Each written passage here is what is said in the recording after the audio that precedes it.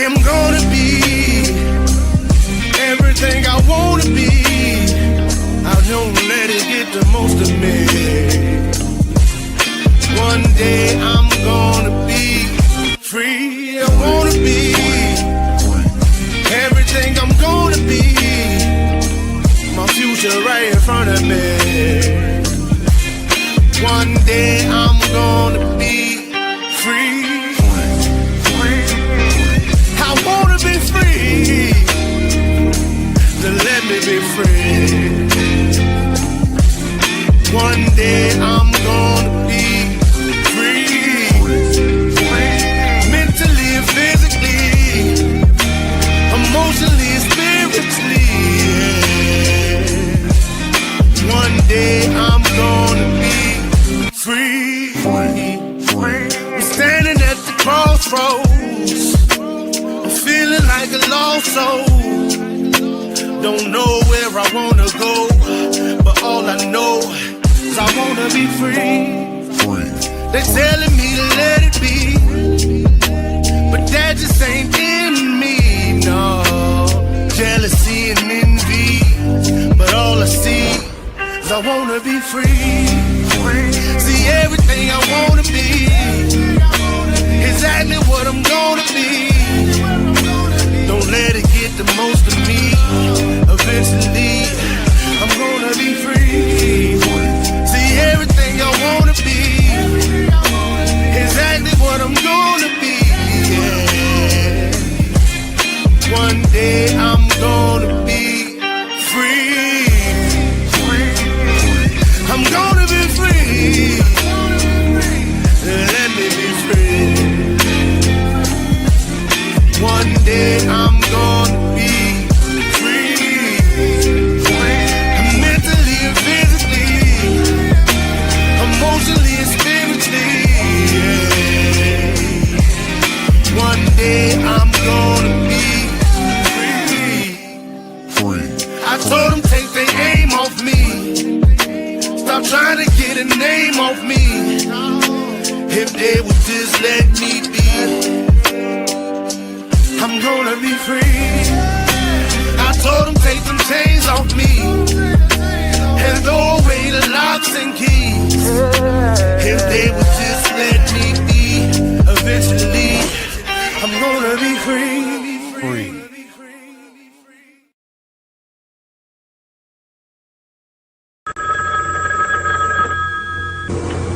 They're back.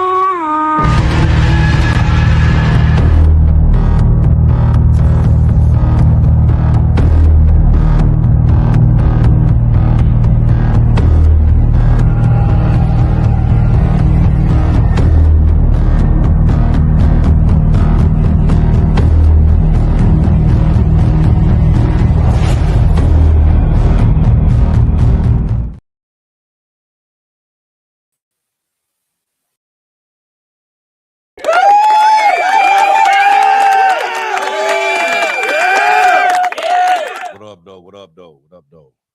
We're here a little early tonight for episode of Dominant Effect. I'm Archbishop. We got Aaron Olinger. And Mike Ball wasn't going to be with us tonight. He's out on the campaign trail. So we're going to miss him tonight. But I'm sure he may pop in here later on. So what's up, everybody? Glad you was able to tune in. I know we probably won't get everybody that normally on here because we're doing this a little early, being that New Year's is coming up and all. And also today is actually the anniversary of the Dominant Effect. So this makes 2 years. So this is our 2-year anniversary today. Great. So we decided we're going to do it today and skip the New Year's Eve thing. And because we know everybody going to be out celebrating the new year, 2026, 2025, kind of went by really quick. And the way things are going, 2026 is going to be a sure enough banger for a lot of different reasons. So we're going to jump into this tonight. We're going to put a lot of information out of here. Now, some of this stuff that you may be familiar with, because the ones that watch on the regular know that this is some of the stuff that we've been talking about. And this is stuff that we've been telling people about for several months, in hopes that what we were saying would be incorrect, but it wasn't. As much as the stuff that we do put out, hoping that it doesn't end up going that route. It's from the cycles and the way things are going, it seems exactly the way it's going to be. But but we're going to jump into this because I know some people probably seen it briefly because they really haven't put a whole lot of talk into it. And there's reasons why they're not talking about this, but we're going to talk about it tonight. And what we're going to talk about tonight is silver. And over the weekend, you may have noticed that silver did something that it only does whenever the system is under pressure. It surged, and it surged hard, and then crashed just as fast. Now, that's not a random situation. That's not retail hype. That's an actual warning light. And tonight, we're going to break down why silver moved the way it did and what China's influence had to do with that. And at this moment, what that could mean for us and the U.S. government. And also for the regular people who feel like these rules keep changing and they really don't understand exactly what it is that's going on. We're going to shed a little light into that as well. Mm-hmm. So to jump on this, everybody knows when you're dealing with silver and gold and trying to put the comparison between the two, silver is way smaller compared than gold. And also dealing with stocks and bonds. And that's exactly why this particular thing matters, because it sits on the intersection of money, precious metals, and the infrastructure being, solar, EVs, defense contracts, electronics, all of it uses it. And when that silver spikes violently, it usually means that the leverage that you have is being stretched by somebody else. And that sudden drop didn't mean that silver failed. It meant that a margin and the margin mechanics behind that kicked in and it forced you to sell. Liquefying, crunching, risk management, risk containment, however you want to put it. That's what they did.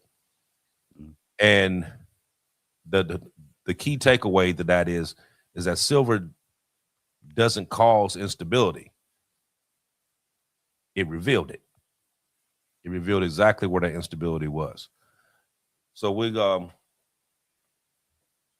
over the weekend, and we've been talking about it for several weeks now, how gold and silver prices has been going up. A lot of people paid attention to the gold and really wasn't paying attention to the silver. Now, we were talking about the silver a lot because that was what we were buying.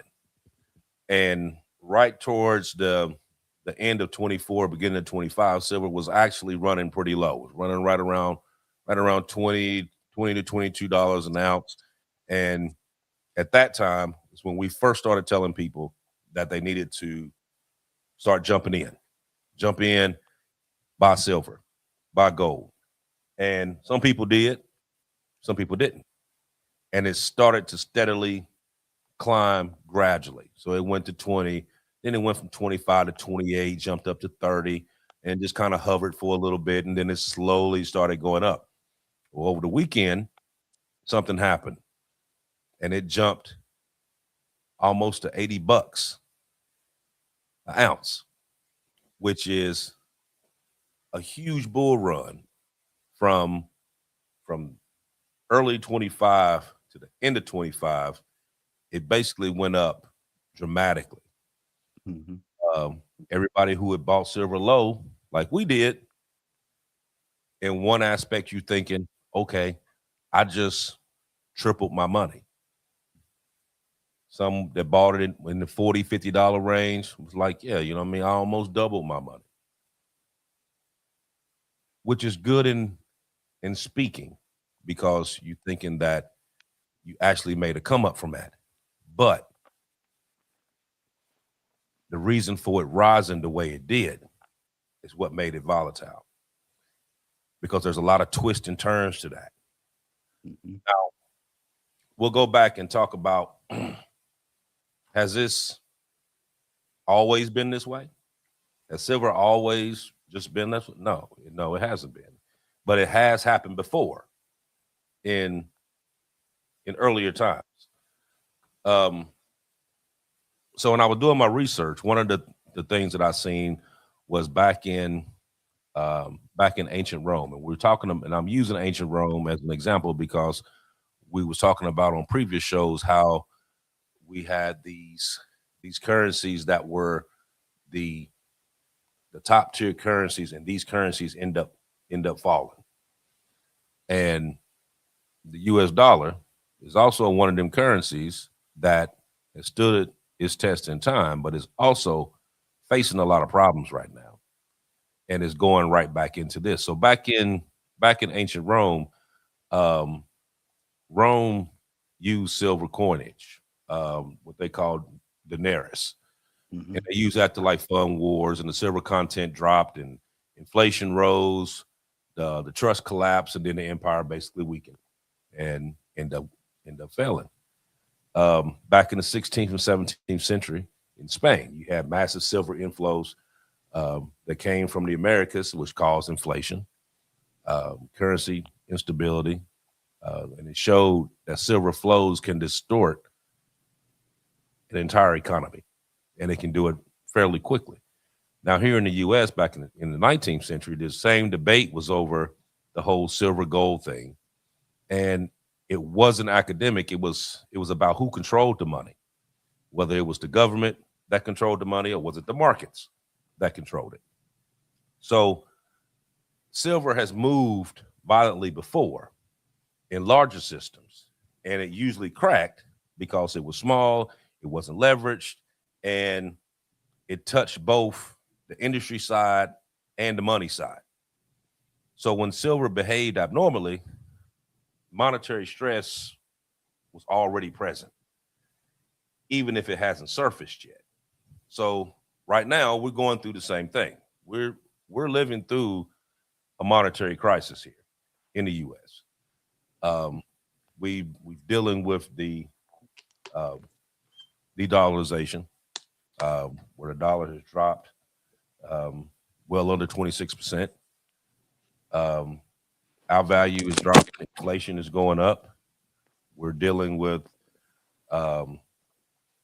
we've been through a period of quantitative tightening. Now we're going into quantitative easing, which is also going to be causing a problem that we're going to start talking about on here too. But Aaron, I'm going to ask you this question here. So why did the silver surge and then crash so suddenly? And why did it do it right now? Well, the demand is out there. The industrial demand is such that they cannot mine enough to supply the industrial demand, let alone the retail demand or even the critical metal demand. But there's some things that happened in the month of December that has led us to the point that we're at today. And I'm going to give you a little history on it. Now, where you brought up quantitative easing. Now, quantitative easing is where you're stimulating the economy by pouring money into it. Now, short-term results, it makes money cheaper. Industry can get that money and get it out there and expand their businesses, bring in enough extra money to hire more employees. The negative is on the public because long-term it creates inflation.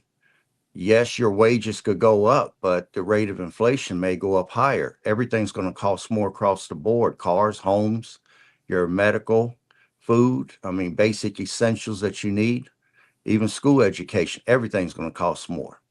So we've then gone into this quantitative easing. That was started on December the 10th. The Federal Reserve started. Now, they add a little money, a little at a time. It's like putting frogs into a pot. You turn the temperature up a little at a time in hopes that you can boil those frogs without them realizing it. They want to raise the temperature on the American public and put them under pressure. And every time they raise the temperature just a hair, you get used to it, and then they can move it again, and there's not a whole lot of complaints. Whereas if they turned it up to boiling and the American public was in that situation, you probably have riots and civil unrest. But what began on December 10th was the Federal Reserve had restarted quantitative easing. Then on December 15th, an event happened that's unprecedented. I couldn't find it anywhere else. The U.S. Treasury Secretary placed a call to her counterpart in Beijing. The call lasted 47 minutes. Now, anytime that they have talked to each other, those calls only last usually 10 or 15 minutes. This call lasted 47 minutes, which is very unusual. And allegedly, she was asking permission for the United States to be able to survive, continue as an economic power. Um, what we see on the surface right now is everything's well, stock market's at all times high, gold and silver's at all times high. Uh, People are employed, jobs are going well. That's on the surface. That's bread and circuses, or so, and or what Nero called, what was it? Yeah, bread and circuses. That's what he called it. So that's a distraction. That's the theater. That's to entertain the Americans and give them a false flag, basically, and they don't realize that what they're seeing is fake. But behind the scenes, the drama that occurs is much worse. Now I'm gonna give you an example. Um, when she called, she was begging China not to crash the U.S. dollar at this time. The U.S. wants to be able to control its own crash. I mean, we're they're expecting us to pick up $2 trillion in debt to the national debt in 2026 alone. So, and we're borrowing money to be able to make the interest payment on the national debt. So that shows right there, we're working to pay a debt that can never be repaid. So that says that basically that our economy technically is dead. We're just dying a slower death, and they're trying to control the death rate. Uh, but China, after talking to them, they agreed not to crash the economy. But then behind closed doors, they made 3 separate phone calls. Okay, on the first call, the first was in Washington. That occurred at 3:17 a.m. U.S. was asking China not to attack them economically. The U.S. needs to sell 5.2 trillion in new debt this year to 2026 just to keep the government going for 12 months. 5.2 trillion. I'm not making that up. Okay. Janet Yellen begged China not to crash a system that's already crashing itself. She wanted, well, the U.S. wants to control that speed of that crash. They want it to be slow. China, on the other hand, wants to speed it up. Then the second phone call that occurred was 6 hours after that phone call to Washington. That's where Beijing called China to talk to the Saudi crown prince. They asked one question, and China asked the Saudi crown prince, "Are you ready?" His answer was, "We've been ready for 2 years to end that petrodollar agreement." He said, for 2 years, China and Saudi Arabia has been working on alternative payment systems to bypass the U.S. dollar. And it's something, right now, Japan has almost been crashing our bond market because Japan was one of the biggest buyers of our U.S. debt. But because their markets is worse than anything I've ever seen right now, Japan is liquidating U.S. debt faster than they acquired it, which that hurts us substantially. Now, they're not doing it on purpose. They're doing it for their own nation's survival. They don't have any other choice. They got to get liquid to cover how badly their markets are performing. Now, can we go to Europe and ask for help? No, Europe is broke. If they can't help themselves, how can they help us? So that's totally out of the question. But Saudi Arabia, who, keep in mind, our government, our militaries kept their royal family in office and protected them from outside nations wanting to invade them, and against military coups that kept their Saudi royal family in power. The way they repaid us is they're signing on to China's plan. So a third meeting occurred at that point. This was at 11:30 p.m. Uh, uh, Riyadh time. That call lasted only 3 minutes. The Saudi finance minister called a called a bunker outside of Moscow. Russia has something basically that Saudis need. Russia has a battle-tested way to survive U.S. sanctions. Here recently, Russia's economy has been thriving under U.S. sanctions, and Saudi Arabia, afraid of U.S. sanctions, wanted to know what was their method. Can you clue us in? Can you plug us into your system? And Russia basically told them that we built what they call shadow rails. That's alternative payment systems and trade agreements with different with different nations, and it makes the U.S. sanctions totally irrelevant. They're ineffective. So Saudis asked, could they merge their oil system with the Russian payment system so they themselves and the Russians can both be outside the U.S. control? And the Russians agreed. So the stage has been set for what started to take place over what they call the Ghost Week, which was the 23rd up till today. But I'm going to stop there for right now, Bishop. So when we was talking about China, you got to think about this though, because China's influence over this silver, it kind of mirrors a playbook that they already done before. Mm-hmm. So if you go back to 2010 when they had the rare earths precedent, and that's where China restricted rare earth minerals from Japan, and there was no announcement, just hard friction. The prices exploded, Western supply chains froze, and then the government panicked after the move, but not before the move. They had no idea that this was even coming on. Now, China is not the largest miner, but it dominates the refining and the processing of the silver, and it controls that whole downstream steep that can basically prioritize domestic industry. Now, but why does that matter? Because this isn't about cutting the supply overnight. It's about creating uncertainty, which forces stockpiling, raises premiums, and it just breaks that just in time manufacturing type deal, because China doesn't weaponize its resources loudly. It lets the markets do it for them, and then the damage that comes off of that is what they pick up. Now,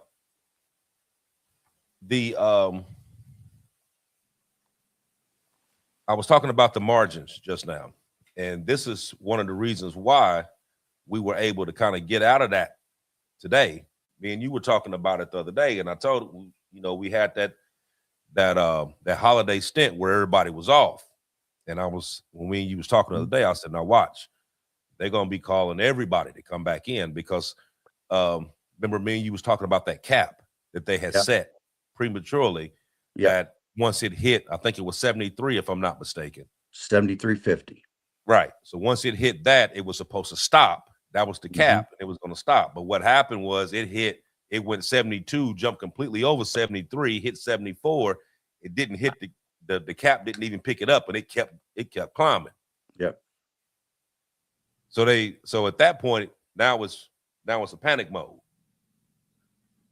But we were talking about these margins, and these margins is the reason why they were able to come in today. And even though it was, they were out for blood today, they were still able to get it to come back into focus, dealing with their margins.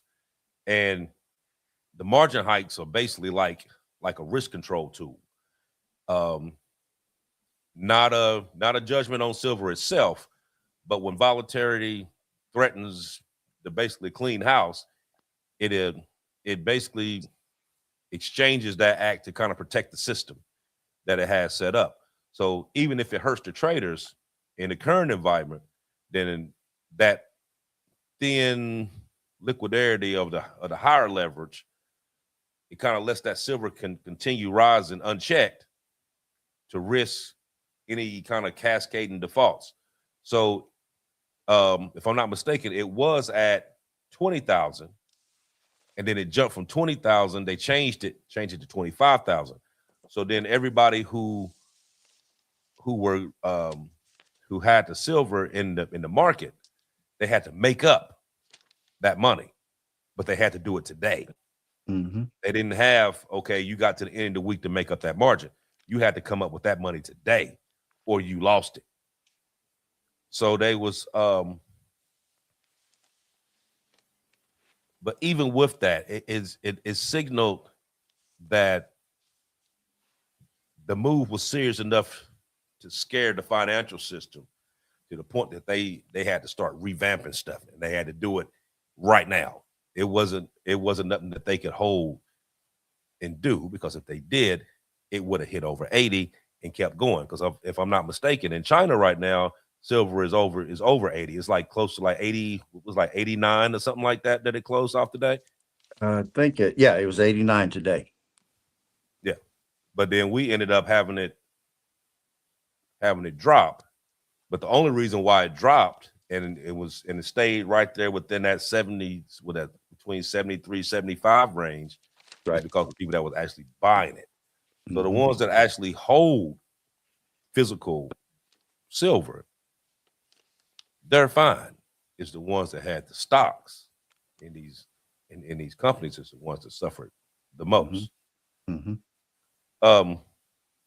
So my question to you would be, what does this mean for the government right now? Well, right now we're in what they call liquidity crisis. And that's major, because our money's already in trouble. It's been debased, it's been devalued. And now people are having to show up to pay up. And if the dollar is worth less, it pays less. I mean, our market on silver and gold is the COMEX market. That's mostly paper contracts. The Chinese market is mostly a physical market where you're actually trading real silver and gold that you're going to hold in your hand. So the contracts that are on silver may never exist. I mean, they're on silver being mined up out of the ground that hasn't even been mined yet. So they're mostly fictitious, where China's actually holding the physical. As long as the contracts are sold and traded as normal, everything is normal. But when the physical silver is demanded for the delivery, they will quickly find out there's not enough silver to go around to cover all the contracts. And that's what creates the squeeze. That's what has us in the problems that we're into today, because too many of our people are holding paper contracts and wasn't holding the physical. Now, because of the squeeze, demand and supply, which they was really ignoring for leverage, it matters once again. The physical demand of gold and silver is going to eventually set the price for gold and silver. We're not quite there, but we're well on the way. Right now, it's the contracts that's setting the price. But after today, that a lot of things are going to start changing. I mean, a trap was set on December 23rd that China set up. Now, they already made their phone calls. They already got their allies on their side of how they're going to do it and what they're going to do. So silver on December 27th was trading at $76, which going into Monday morning and things, that was considered still kind of high. But you had 5 major banks that have been bleeding at over $30 billion in losses this year alone, because they kept betting silver short. And with Ghost Week, China knew that there'd be low trading going on because all the top people and investors and a lot of the market people would be gone on vacations. They're in the Hamptons. They're out on hot islands, or they're up skiing somewhere. And they knew that Ghost Week would be December 23rd to 29th. They knew that they set before they left a stop switch, like you said, at 73.50. But once silver became vertical, it didn't come back down. It continued to go up. So it literally jumped over and started taking off like a damn rocket ship. Uh, but right now, like I said, when silver went vertical, China started buying it up.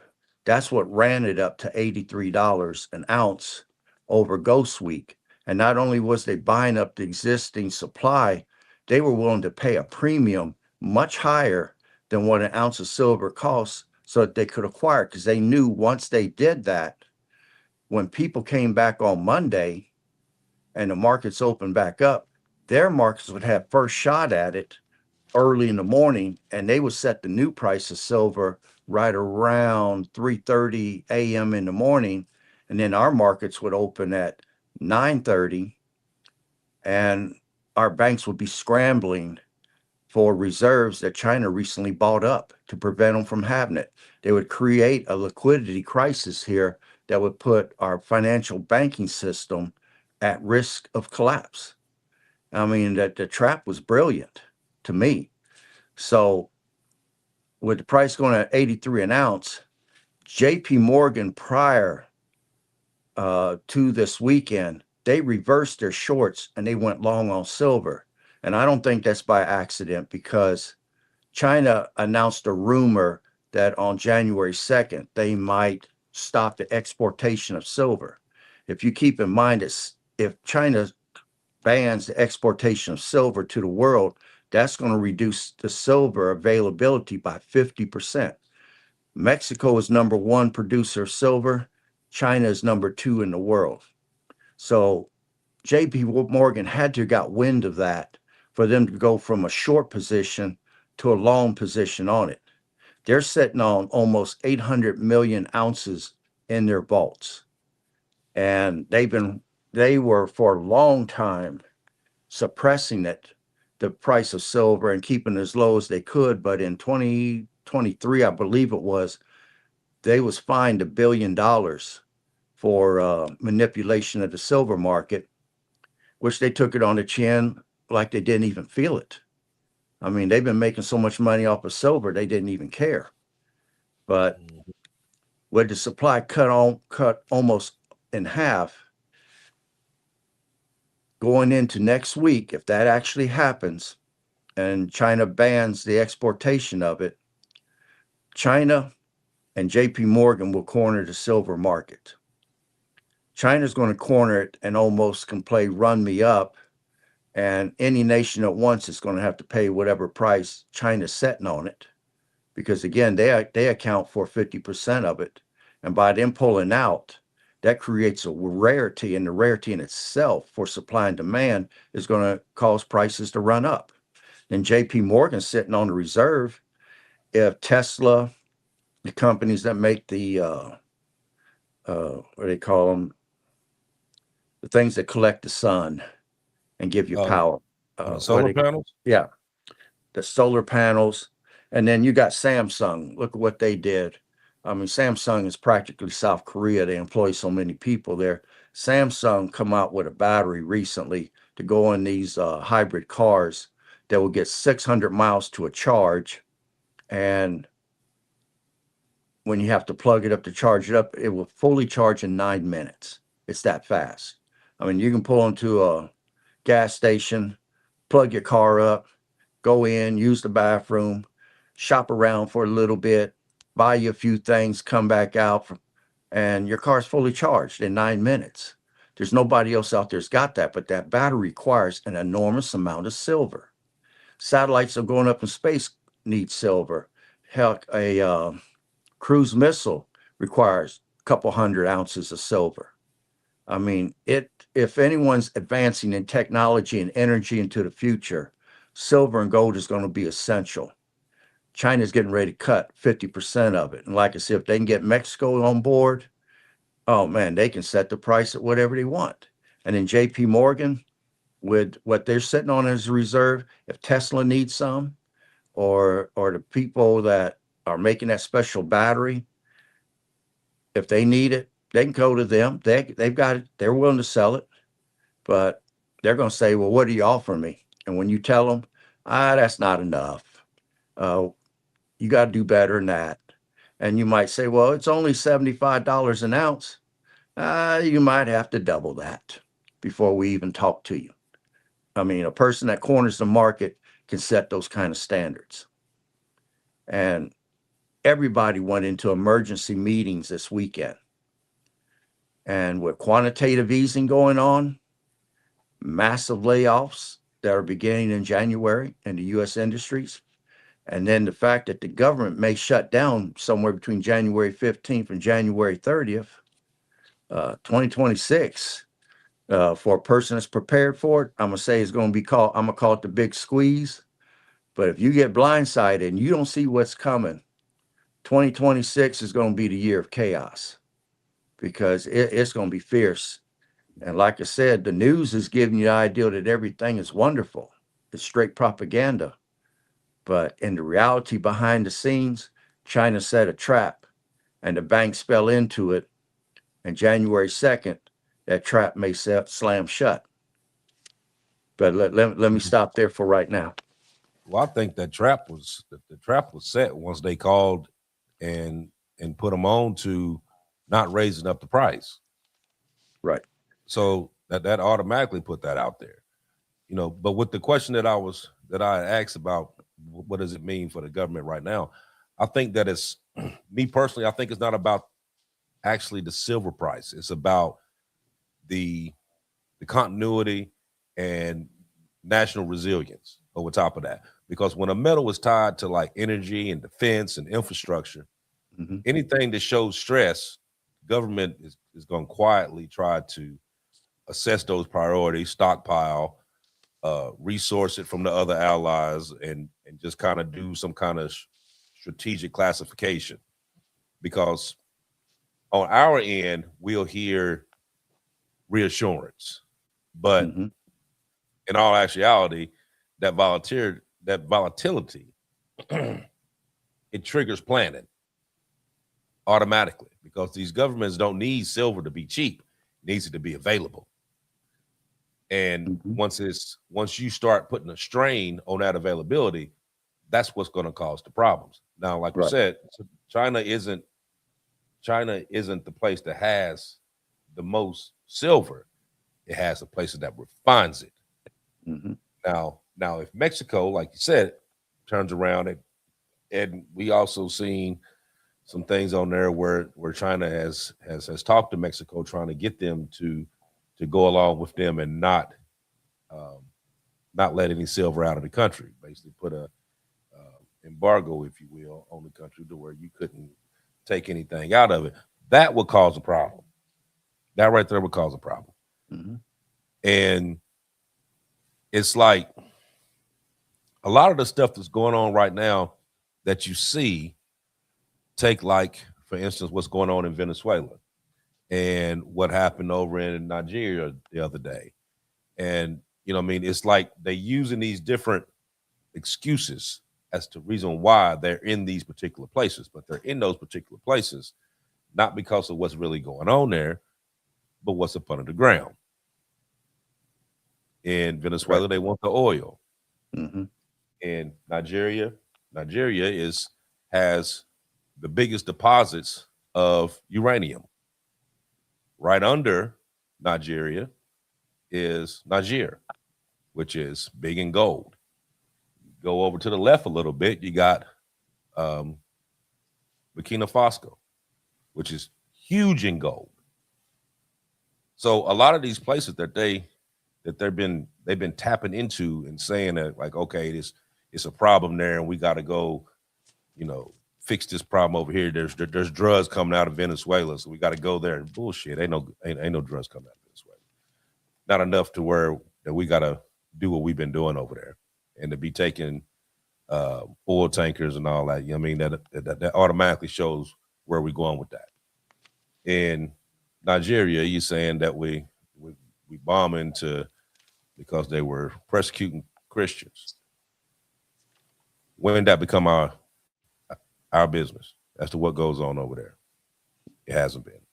But they have something that you want, something that you need, and that's typically what all these countries are trying to do right now.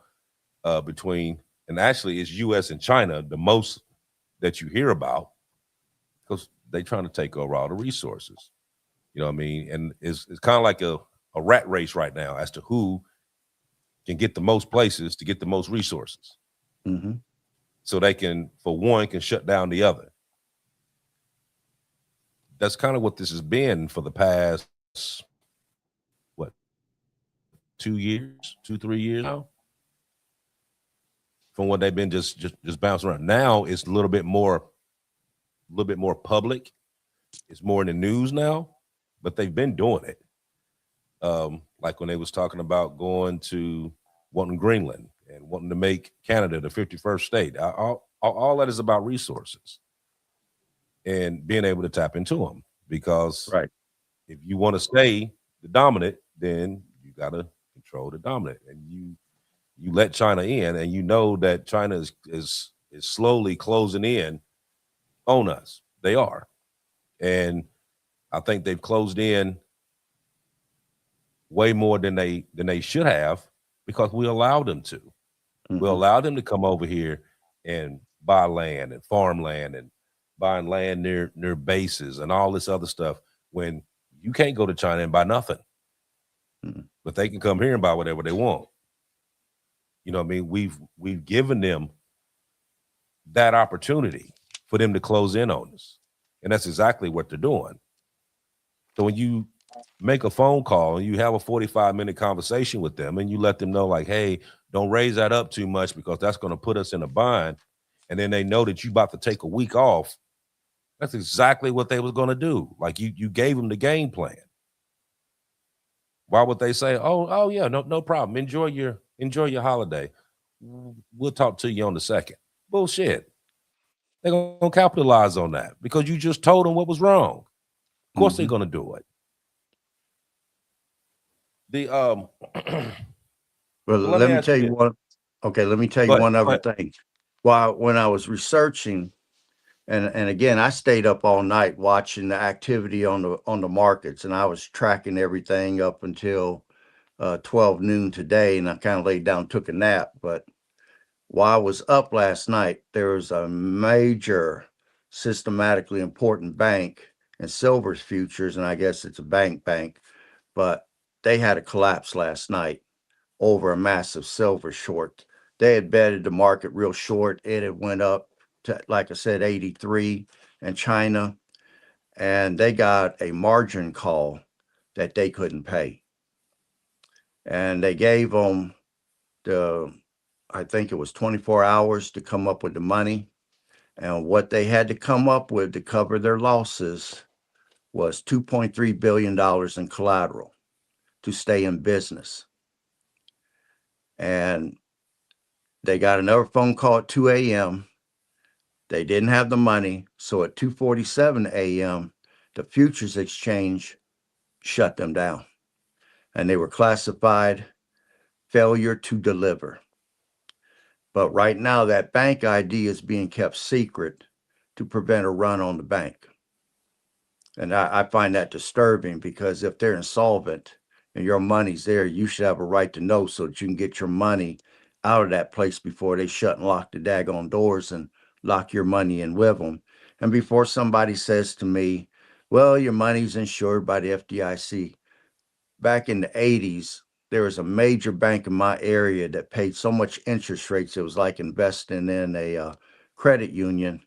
And that bank went under on just a rumor. People were lined up, and that line stayed out there for a couple hours, and then the bank got tired. The manager locked the door. He would only let people out as they got through for the ones that was in. And that bank went down all around the state of Ohio. And there were so many millions of people that they had to pay off that the FDIC guaranteeing your money 100%, well, that went down to 3 cents on the dollar that they paid off. So you can't sit there and think that, well, my money's guaranteed. No, it's not. 3 cents Right. on the dollar, in my opinion, was nothing. And like I said, they're protecting this bank. They're keeping the ID secret, but they couldn't come up with the 2.3 billion. And then we got into this morning and things really got bad. But I'm gonna stop there for you to go ahead. But right now, everything is starting to point toward weaker currencies and higher prices for the people here in the United States. But I'll stop there.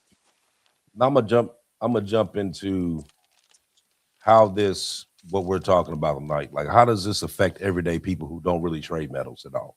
So we're gonna talk about that. And I think that for the most part, most people who don't, if you don't trade and you don't buy silver, you won't feel the actual silver prices directly. You'll feel it through like the electronic costs that you buy, the energy, infrastructure expenses, your EV pricing.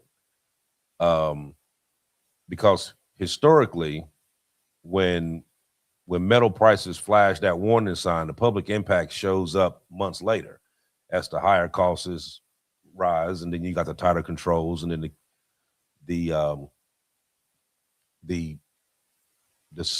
slight, well, I ain't gonna say slight, it will be the actual increase in all of the stuff that actually uses silver, which silver is basically using everything now. A lot of these like Teslas and a lot of the electric cars, a lot of the GM cars, a lot of the newer electronic components for these TVs, stuff like that. Everything that uses silver actually is going to go up. But the takeaway for everyday people, it isn't to panic, it's to understand that this price stability is often lost before it is publicly acknowledged, because silver just didn't move. It was a signal to the supply chains, it was a signal to the government that there's a problem and that this has to be fixed and has to be done now before it wipes out everything, especially with them switching those margins the way they did. And we using paper where they're using physical. And then once that paper doesn't add up to what it's supposed to, because isn't that paper supposed to be anywhere between 50 cents to $1 from Yes. The difference about that? Yeah, between the paper and the physical could be no less than 50 cents or no more than $1 within each other. And even right now, there's a broad difference between where they're sitting at right now. Mm-hmm. Now, like now when we're talking about the public, so historically, you had like the inflation back in 1970s, where the metal surge before the CPI, and then you had the back in 2008 to 2011, where your gold and your silver prices rose, but on the middle class, the wealth kind of eroded because everything else went up, and then your cost of living rose, and the wages kind of settled, which is what it's been for the past 10 years now. Everything else is going up, but your wages isn't going up. I mean, the actual cost of living to what you are to what the prices are is nowhere in between equal at all. And I mean, and it's steady rising, and it's going to continue to rise. But let's do this, though. I'm gonna ask you this question: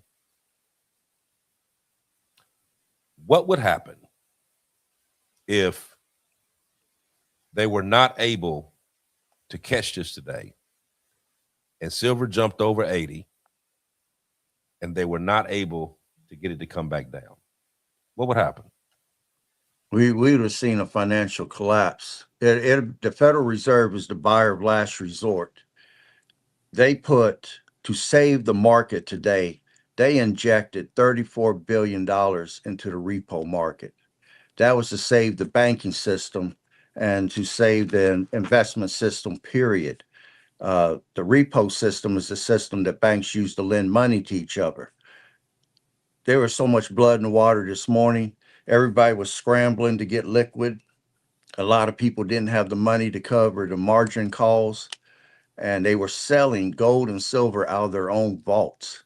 The ones that had the reserves, the others that didn't, like that one company, they went under. But the Federal Reserve cannot allow a liquidity crisis to stand.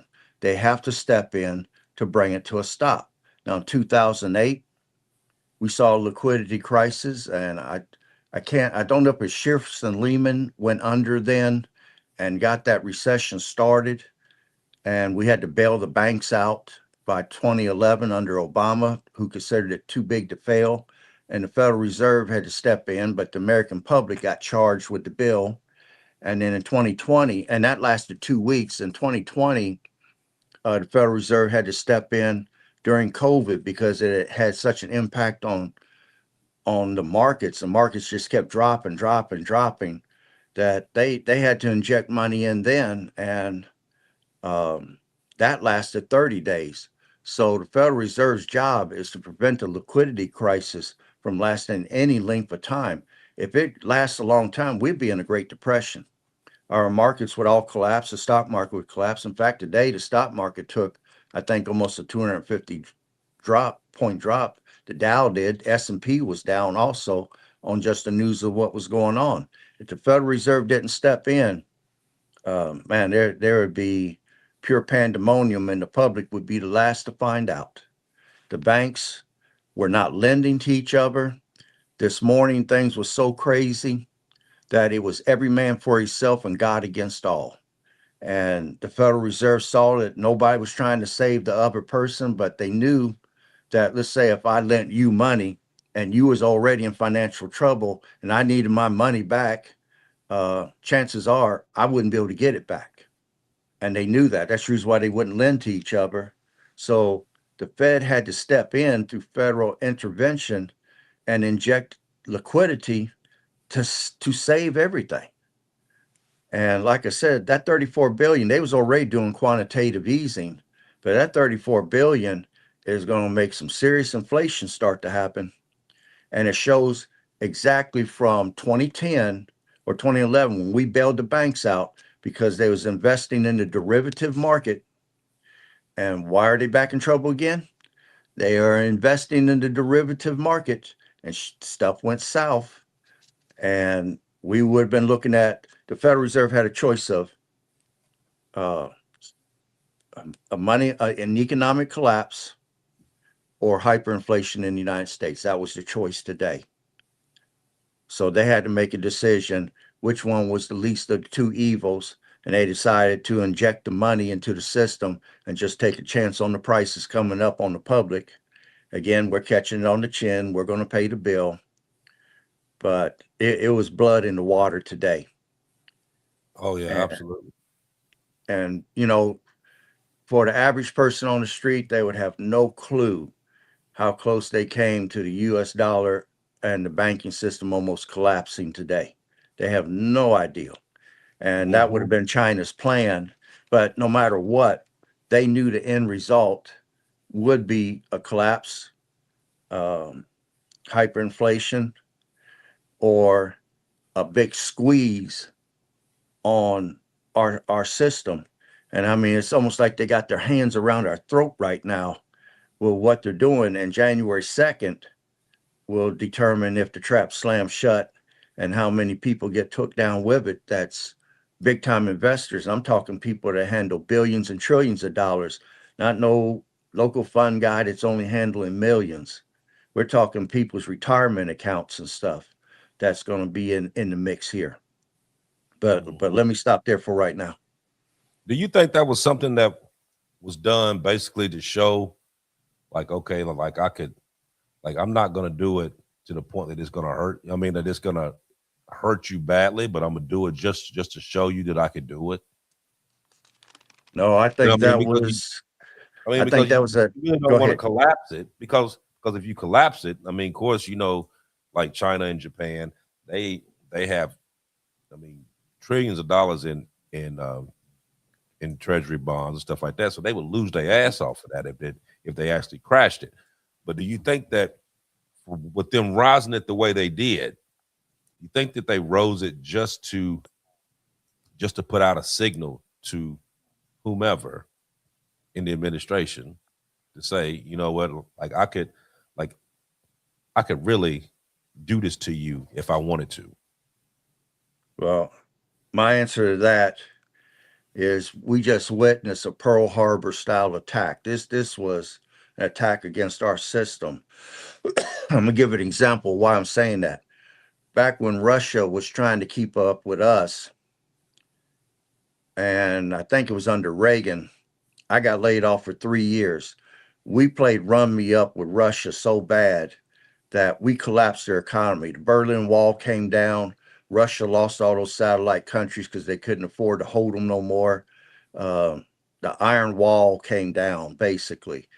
And their people were so impoverished that they was eating government cheese. They were cashing in their family silverware to try to come up with money. I mean, even some of the wives in the neighborhoods were prostituting themselves, from what I read, on the street corners to try to raise money just so they could eat, not pay bills, just eat.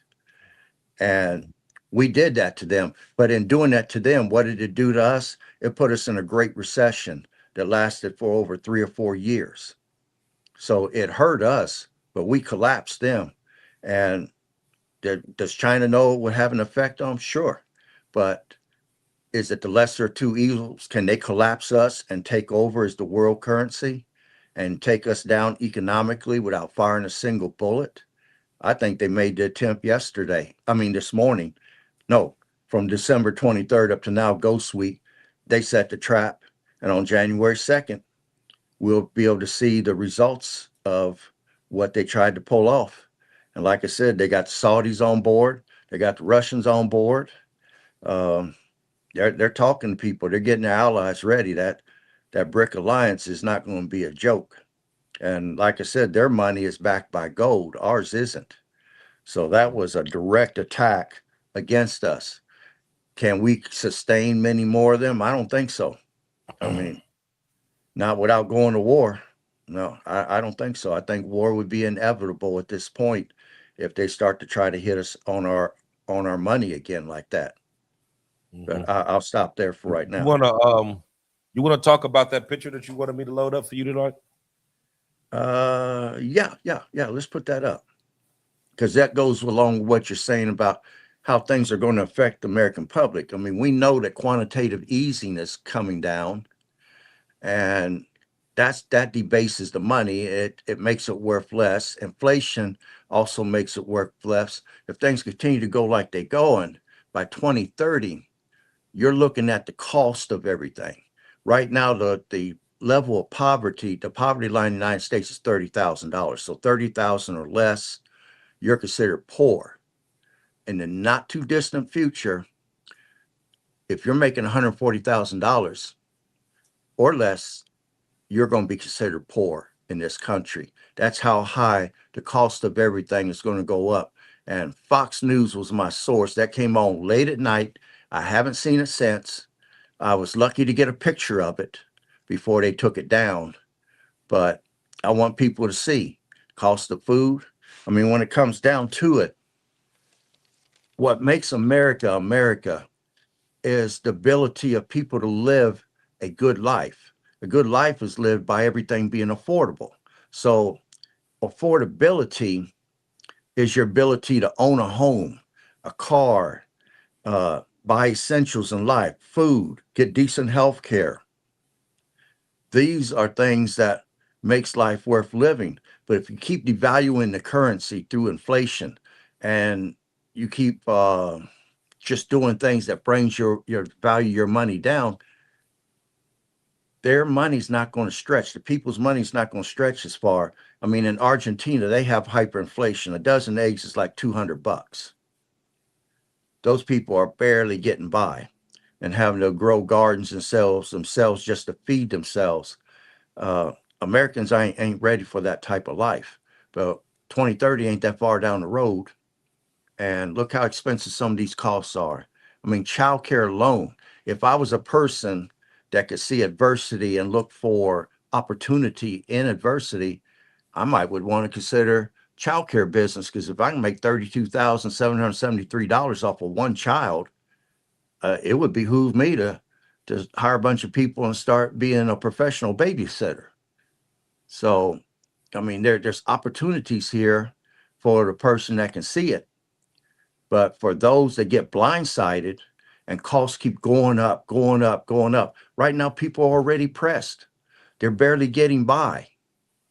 How would they live in a society like this? I mean, me and you talked. I told you if we get silver gets between $100 to $500 an ounce, and gold goes to 10 to 20,000 an ounce, what kind of world are we going to be living in? Will it be one affordable by the average person out here on the street if gold and silver goes that high? What could possibly stop it at this point? Nothing. The people who have it, like the ones in Venezuela, when their economy got destroyed by us, the ones who had gold and silver moved into gated communities that had armed guards. The ones who didn't were using machetes on zoo animals, trying to cut hunks of meat off of them, and going through trash cans trying to find something to eat for their family.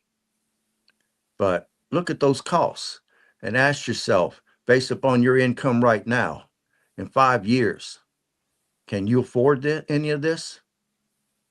So again, we've been encouraging people to live below their means, start acquiring savings, start investing, especially in gold and silver. And right now, I can say this is a hint to the wise. Even the news agency is reporting this. So with that little tidbit of information that we're giving you, what are you going to do with it? Are you just going to blow it off and say, it never happened?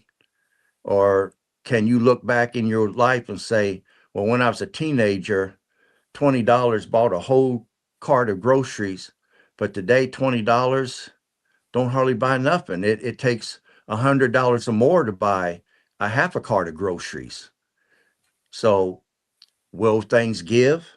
No, nothing's got to give. You know, I run into people that recently, they said some things to me, and I thought to myself, that's a poverty mentality you got. I'm through talking to you. One of them said to me, as long as we can get by, that's all that matters. Well, not in the economy that's coming. That's over with. And then another one said to me, things will always work themselves out in the end. I don't have to worry about nothing. Well, when you're living in your car or you're living in a tent, we'll talk about that again then. But right now, if you got those type mentalities, you better do a mindset change. You better start thinking strategically, because things is coming down, and regardless of what happens in this nation, you're responsible for you and your family. So you better be acting accordingly, because nobody's coming to help you. And I'll stop there. Absolutely. Yeah, we're sitting at 104, so we're gonna Okay. turn it down for the evening. But I want to say this in closing. But um, this silver move wasn't about greed, and it wasn't about hype, and it wasn't about stress. When strategic metals start behaving like this, it puts out warning signals, and it means that the world is changing. It's changing Mhm. quietly, it's changing unevenly, and it's changing without permission. The real question we need to ask ourselves isn't where silver goes next. It's whether the system is ready for what's just been revealed. Mhm. So we're going to close this off for the evening. And so I want everybody to pay attention to what it is that we're putting out there. Like, follow, share, subscribe. Send this out to people that you know that don't know or don't have any idea about this show, because the stuff that we're putting out is vital to people. I mean, if you go back with the next 6, 7, 8 shows that we've done, everything that we've done in those shows pertains to something that's going on right now. Mm-hmm.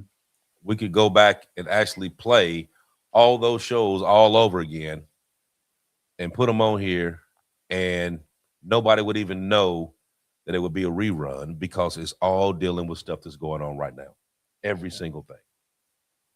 And what makes it so bad is that the stuff that we did on those shows 4, 5, 6, 7 months ago was stuff that we were talking about that could happen. And now we're talking about the stuff that actually is happening based off of the shows that we did 6, 7, 8 months ago, saying that this was getting ready to take place. And I know a lot of times when me and you, Aaron, talking, and I say the baddest part about doing this show is that we're right too much. Because the way that we're thinking and the way that we're putting this stuff out there is like, you know, this isn't just content that we put out here. We putting this stuff out here because we genuinely care about the people that we putting this message out to try to help as many people as we can, because it's coming. Whether you like it or not, it's coming. And the quicker you can be prepared for this, the better off you are. So, as I said before, thank you all for coming. Like, follow, share, subscribe. Hit the like button. Hit that like button. That's better than any donation that you could possibly do. But before you go off, and I see there's quite a few people that's on here watching right now, stop what you're doing. Hit that like button on your way out, please. That's what gets this show out on the proper algorithm, to get the right people to see the right information, to get this out to as many people as possible. So until next week, Happy New Year to everyone. Happy anniversary to the Dominant Effect. Happy anniversary to all the people that have came in throughout the years to watch these shows and comment and support us the way that you have. I appreciate it. Much love to you. Go ahead, Aaron. Well, I'm going to say right now, everything points to our currency becoming weaker and higher prices. So plan to live below your means. Do what your grandparents did, but using the charge cards, pay for stuff in cash. You can wait, you can sacrifice and get there. Don't take on a bunch of debt right now. Build that food pantry, build your skills to where you can do more stuff yourself so you don't have to pay other people to do things. Start thinking strategically, start planning. This is the most important thing right now. This is no conspiracy theory. The future, especially 2026, is going to be rough. And if you position yourself right, you'll weather the storm. If you don't, you're going to get rolled over. I mean, there's an old saying in Napoleon Hill's book called The Science of Success that life can be compared to the ride of a wild horse. You either ride life or life rides you. Choice is yours. I'll stop there.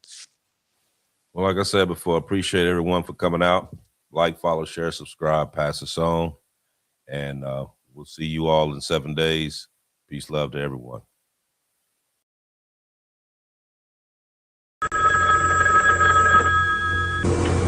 Fair